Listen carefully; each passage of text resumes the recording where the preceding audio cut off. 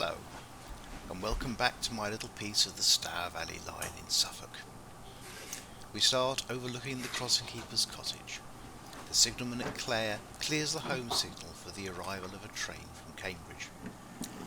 The crossing keeper opens the heavy gates one at a time, and the train slowly proceeds round the corner towards Clare.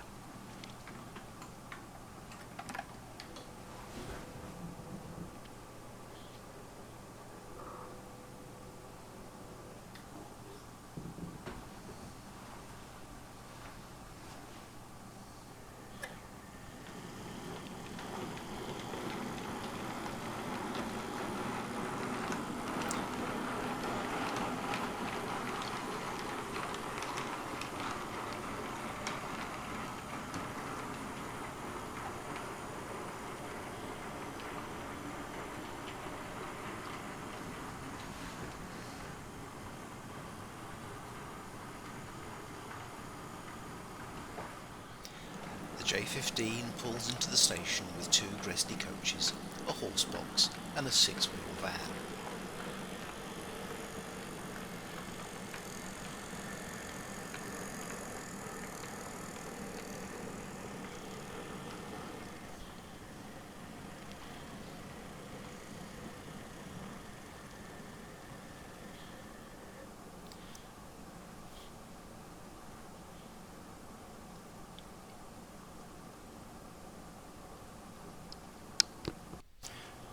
The signalman returns the home signal to danger, and the crossing keeper opens the gates again to road traffic.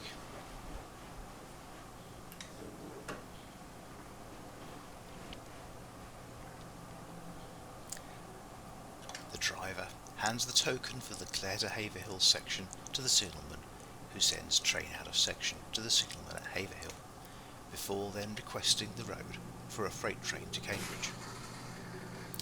Now the passenger train is safely in the platform, the home signal at the Cavendish end of the station can be cleared.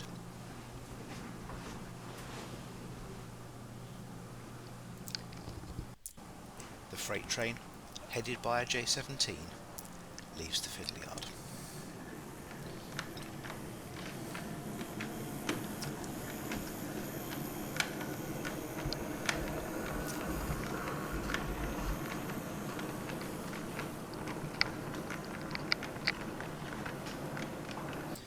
Passes over the removable section of track by the door and round behind my desk and PC before entering the scenic section.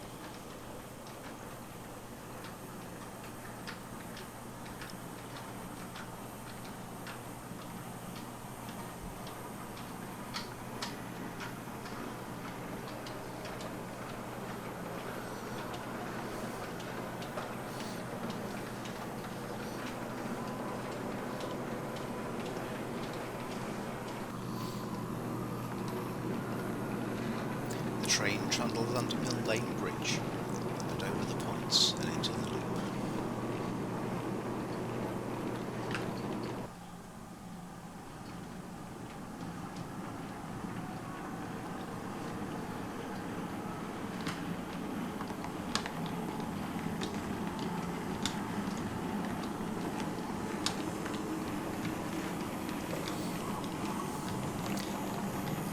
Then it passes over the river bridge, giving a nice view of the various wagons and loads.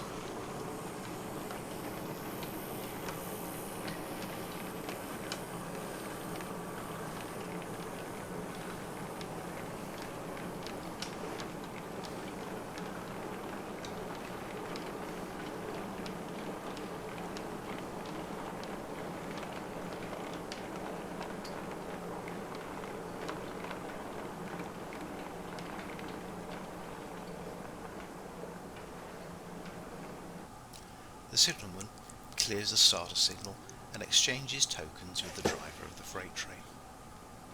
The distance signal underneath the starter stays at caution because the crossing has not yet been opened.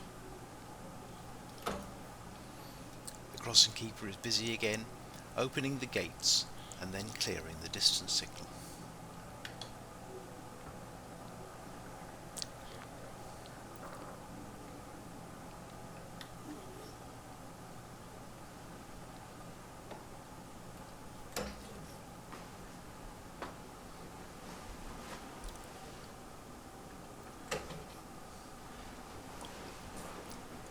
The freight train leaves, and as the signalman sends train entering section to Haverhill, he also returns the starter to danger.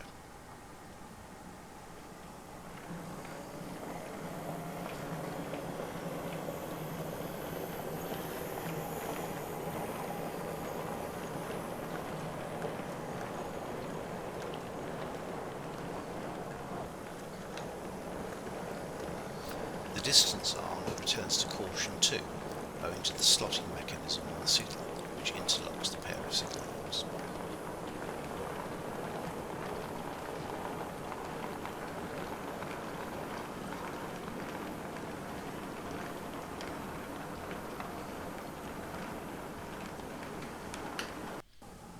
Having taken possession of the Clare Cavendish token from the freight train driver, the signalman sent train out of section to Cavendish and immediately requested the line for the passenger train.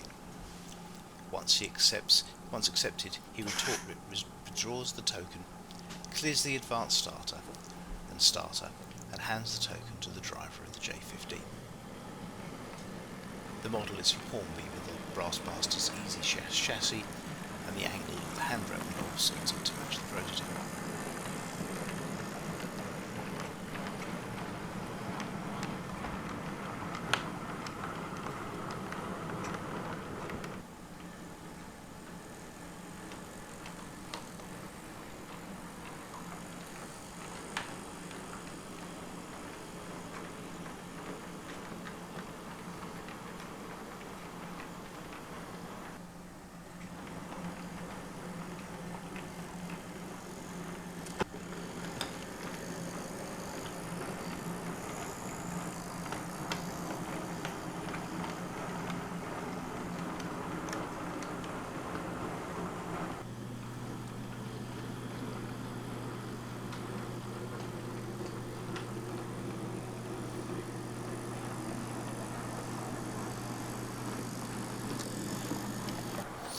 The passenger train passes in front of the door and back into the fiddle yard.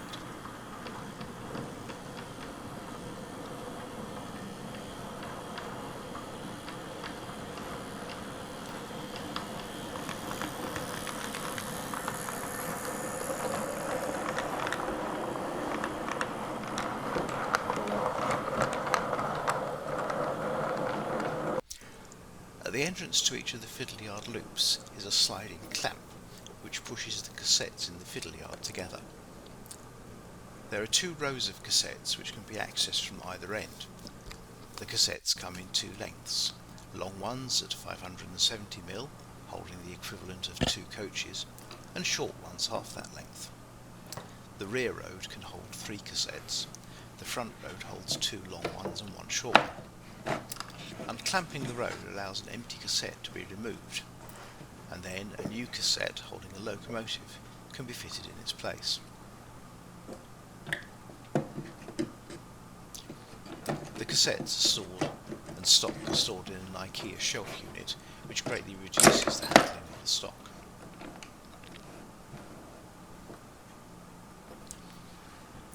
Now the Claude and its parcel train can leave the fiddle yard.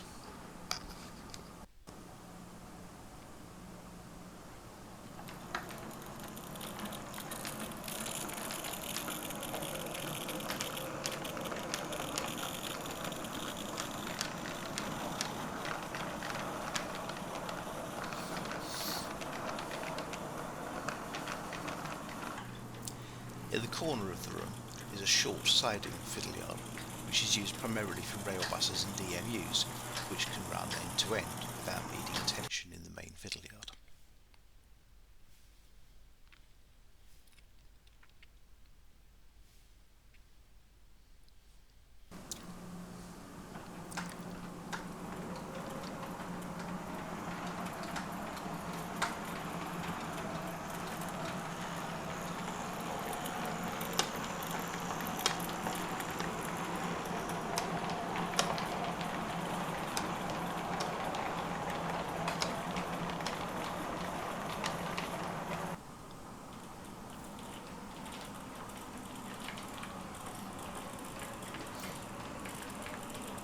It's been commented that I should add some people to the platform, But actually, given this is the Stour Valley, I think that's entirely unprototypical. Well, I might add one or two eventually.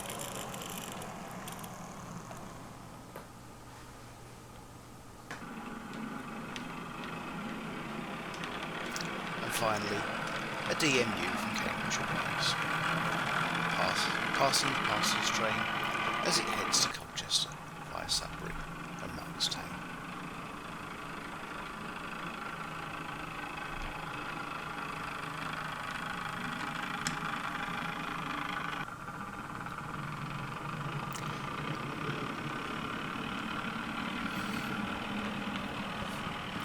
I hope you've enjoyed this little visit to Clare.